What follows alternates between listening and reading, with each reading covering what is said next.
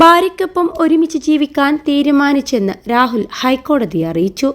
ഭാര്യയുടെ സത്യവാങ്മൂലം അംഗീകരിച്ച് തനിക്കെതിരായ കേസ് റദ്ദാക്കണമെന്നും രാഹുൽ ആവശ്യപ്പെട്ടു. കേസ് ഇന്ന് ഹൈക്കോടതി പരിഗണിക്കും. പന്തീരങ്കാവ് സ്ത്രീധന പീഡന കേസിലാണ് ഒത്തുതീർപ്പുണ്ടായത്.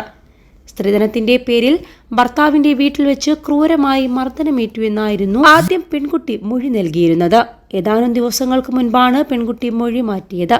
രാഹുൽ മർദ്ദിച്ചിട്ടില്ലെന്നും തന്റെ വീട്ടുകാരുടെ നിർബന്ധത്തെ തുടർന്നാണ് രാഹുലിനെതിരെ മൊഴി നൽകിയതെന്നുമാണ് പെൺകുട്ടി പിന്നീട് വെളിപ്പെടുത്തിയത്.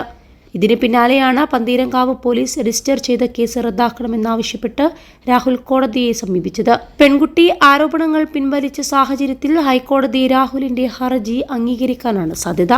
ഇതിനെ തുടർന്ന് ദിവസങ്ങളായി അദ്ദേഹം മാനസിക സംഘർഷത്തിലായിരുന്നു എന്നാണ് വിവരം. എന്നാൽ ഇത് സംബന്ധിച്ച ഔദ്യോഗിക വിശദീകരണം നൽകാൻ അധികൃതർ തയ്യാറായിട്ടില്ല.